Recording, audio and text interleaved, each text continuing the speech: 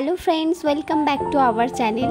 তো আজ আমি তোমাদের সাথে শেয়ার করব বাঙালিদের খুবই একটা প্রিয় ঐতিহ্যবাহী রেসিপি লাউ চিংড়ি। তো কিভাবে বাড়িতে খুব সহজ উপায়ে লাউ চিংড়ি বানিয়ে নিতে পারো সেটাই আজকে তোমরা এই ভিডিওতে দেখতে পাবে। তো চলো দেখো, লাউ চিংড়ি বানানোর জন্য আমি প্রথমে নিয়ে নিয়েছি একটা ছোট সাইজের লাউ, যেটাকে আমি খুব ছোট ছোট করে কেটে নিয়েছি। কেটে জল ভালো করে ধুয়ে জল ঝরিয়ে রেখেছি। আর দেখো এখানে নিয়ে নিয়েছি একটা কাঁচা লঙ্কাটাও মিডিয়াম সাইজের নিয়েছি, নিয়ে মাঝখান দিয়ে চিড়ে নিয়েছি। আর লাউ চিংড়ি বানানোর জন্য যেটা খুবই প্রয়োজন সেটা হচ্ছে গিয়ে চিংড়ি মাছ। তো দেখো আমি এখানে চিংড়ি মাছ ভালো করে ধুয়ে নুন হলুদ মাখিয়ে রেখেছি। আমার একটু বড় সাইজের চিংড়ি, তোমরা ছোট সাইজের নিতে পারো, তাহলে ছোট সাইজের নিলেই সুবিধা হয়, কিন্তু আমি বড় সাইজেরই পেয়েছি তাই বড় সাইজেরই নিয়েছি। আমি 150 গ্রাম মতো চিংড়ি মাছ নিয়ে নিয়েছি। আর দেখো এখানে আমি কড়াই বসিয়ে দিয়েছি। এবারে কড়াইতে একটু গরম হলে আমি এর মধ্যে দিয়ে দেবো সর্ষের তেল। রান্নাটা কিন্তু সম্পূর্ণই সর্ষের তেলে হবে, রিফাইন তেলে কিন্তু এই রান্না করলে খুব একটা স্বাদ ভালো হবে না। তো দেখো তেলটা আমার মোটামুটি ভালোই গরম হয়ে গেছে। এবার আমি আগে থাকতে নুন হলুদ মাখিয়ে রাখা চিংড়ি মাছগুলো ছেড়ে দিচ্ছি, দিয়ে ভেজে নেবো চিংড়ি মাছগুলোকে।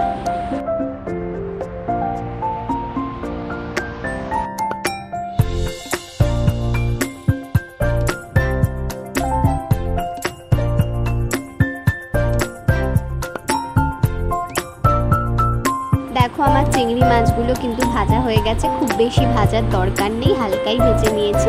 এবারে আমি মাছগুলোকে একটা জায়গায় তুলে নিচ্ছি।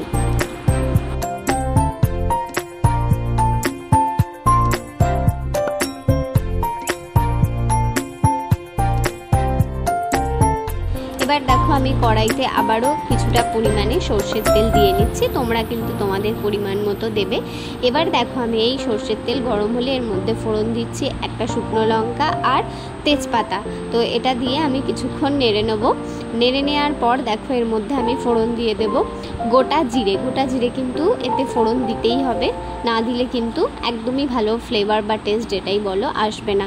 তো এটা দেখো দিয়ে আমি কিছুক্ষণ নেড়ে চেড়ে নিচ্ছি।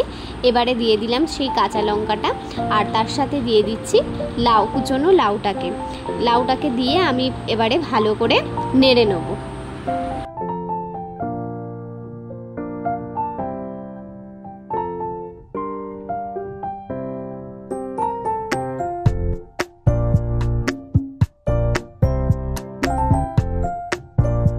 এবার দেখো আমি নেড়ে নেওয়ার পর এর মধ্যে দিয়ে দিচ্ছি 1 চামচ পরিমাণ নুনটা কিন্তু তোমরা তোমাদের স্বাদ মতোই দেবে, যে যেরকম খাও।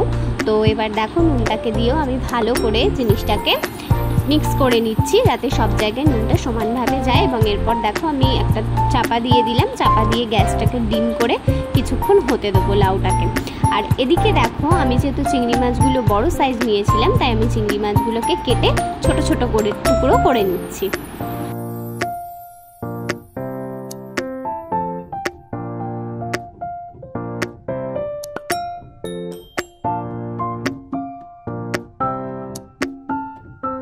দেখো আমার চিংড়ি মাছগুলো ছোট টুকরো করা হয়ে গেছে। তোমরা যদি কেউ কুচো চিংড়ি নিয়ে থাকো তোমাদের কিন্তু আর এরমভাবে কেটে নেওয়ার দরকার নেই। আমার চিংড়িগুলো যেহেতু একটু বেশি বড় ছিল সেই জন্য আমি এগুলোকে ছোট টুকরো করে নিয়েছি। এবার দেখো খানিকটা পর আমি চাপা ঢাকা খুলছি, চাপা ঢাকা খুলে একবার নাড়া দিয়ে নেবো, যাতে লাউটা তলায় না ধরে যায়, আর সিদ্ধ হয়েছে কিনা সেটাও একবার দেখে নেবো। দেখো আমি ভালো করে নাড়িয়ে নিচ্ছি লাউটাকে, অনেকটা দেখো জলও বেরিয়েছে লাউটা থেকে।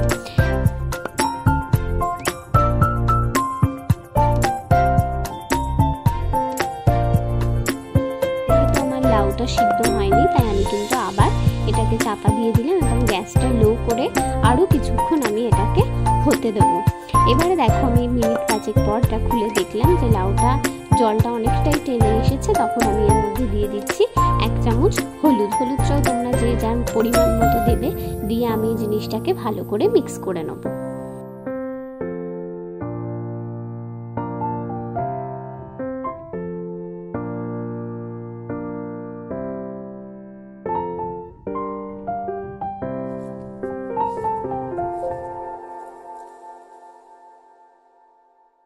এবার দেখো আমি লাউটাতে 1 কাপ মতো জল দিয়ে দিচ্ছি। জলটা কিন্তু যে যার আন্দাজ মতো দেবে, কারণ লাউয়ে বেশি জল দেওয়ার প্রয়োজন হয় না, লাউ থেকেই অলরেডি অনেকটা জল বেরিয়েছে, তাই আমি 1 কাপ মতো জল দিলাম। দিয়ে এবার কিছুক্ষণ এটাকে ফুটতে দেবো।